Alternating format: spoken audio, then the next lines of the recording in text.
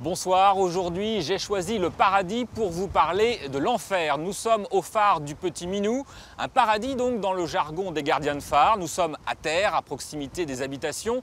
Viennent ensuite les purgatoires, en mer mais sur une île, puis les enfers construits en pleine mer, plantés sur des rochers, difficiles d'accès.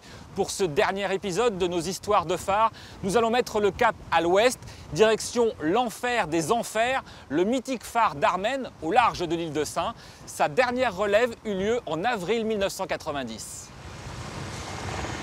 Il est 17h15 dans ce mardi de grisaille quand l'hélicoptère de la sécurité civile arrive sur le phare d'Armen. Tout cela pour une intervention exceptionnelle. Les deux derniers gardiens quittent le phare par la voie des airs. C'est la dernière relève de ce phare mythique, la tour la plus à l'ouest du continent européen, le dernier refuge des hommes. Ce jour-là, Armen entre dans l'ère moderne, celle de l'automatisation. Il ne va pas mourir, il perd seulement sa sève humaine. Daniel Tréanton et Michel Lerue sont les deux derniers gardiens à avoir occupé Armen. La fin d'une épopée qui avait débuté en 1881 après un chantier titanesque. Pour eux, comme pour tous ceux qui les ont précédés, un rituel immuable, celui du quart-à-U, le seul moyen d'effectuer la relève et le ravitaillement. Une manœuvre périlleuse, impossible à réaliser par gros temps.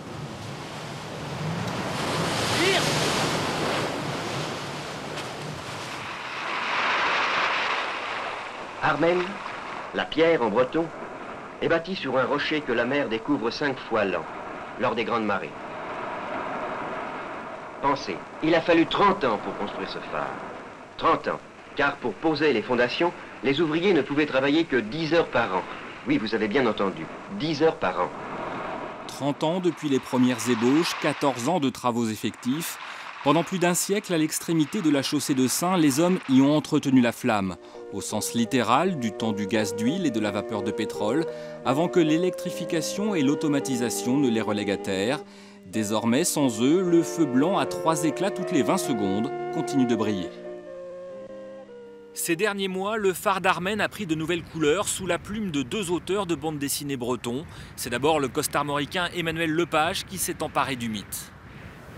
Armen est en vue. Les hommes se préparent à descendre.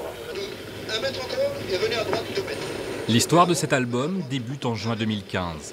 50 cm encore un petit peu. Ouais, c'est bon, il est posé. Ouais, il est posé, le crew est libre. Pour les besoins du magazine Thalassa, Emmanuel Lepage se rend au phare d'Armen en compagnie des deux derniers gardiens à l'avoir occupé en 1990. Quelques mois plus tard, il reçoit un coup de fil. En fait, à la diffusion du film, mon éditeur chez Futuropolis, juste après la diffusion, m'a appelé en me disant « Bon, et le livre, alors on le fait quand ?» Et ce que j'ai pris d'abord pour une boutade, et puis après, on dit « Ouais, mais ça pourrait être intéressant quand même, tu as fait quelques images. » Puis l'idée a fait son chemin, et puis à un moment donné, je dis « Ok, on va y aller. »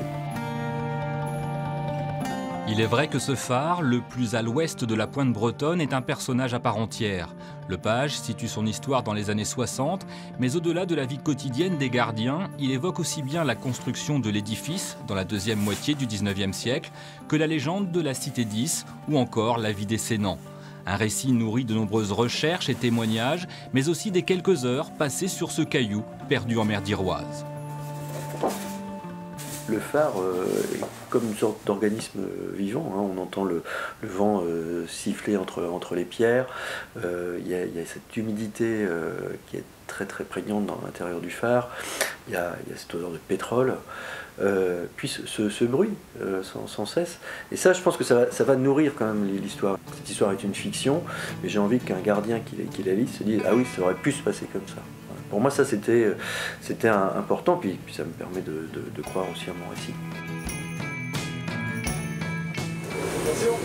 Une réalité que le dessinateur a même touché du doigt au pied du phare, quand une vague a bien failli l'emporter par-dessus la rambarde.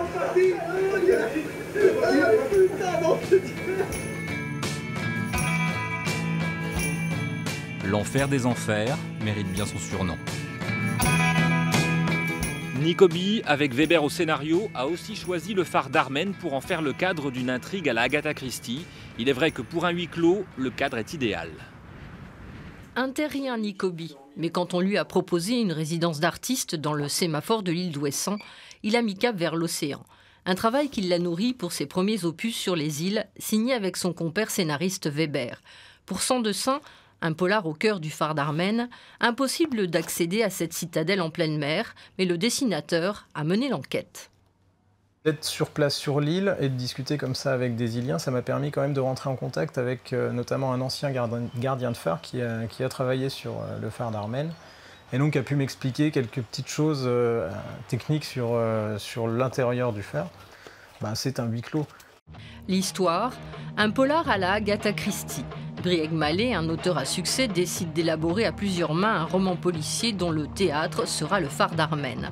Avec lui, un ancien commissaire, une scénariste, un gardien de phare, un écrivain raté, se font élétreuiller sur site. L'étau va se resserrer, les morts restent inexpliqués. Le groupe est pris dans la nasse. Nicobi joue avec le lieu pour souligner l'intrigue. On a voulu mettre vachement l'accent sur ce lieu parce qu'il raconte en lui-même déjà une histoire, si bien qu'il fallait par moments passer par des grandes pages pour montrer notamment à quel point il est seul au monde, ce lieu, et à plus forte raison, comme à quel point sont seuls au monde ceux qui y sont. Donc on voit de temps en temps ce phare perdu au milieu de rien, au milieu de la mer, avec autour des vagues, mais aucune solution pour le protagoniste. Nicobi a choisi le bambou et l'encre pour donner au phare et à la mer un aspect plus irrégulier, plus sensuel. Il joue avec les plongées et contre-plongées pour souligner le drame. Après Ouessantine et Belle-Île-en-Père, c'est le 3e volume dédié aux îles bretonnes qu'il met en image aux éditions Vent d'Ouest. Voilà, c'est ainsi que se referme cette série consacrée aux phares et à leurs histoires. Merci de l'avoir suivi. Si vous souhaitez en reprendre une part, avec ou sans pruneaux, je vous invite à revoir tous les épisodes sur notre site bretagne.france3.fr.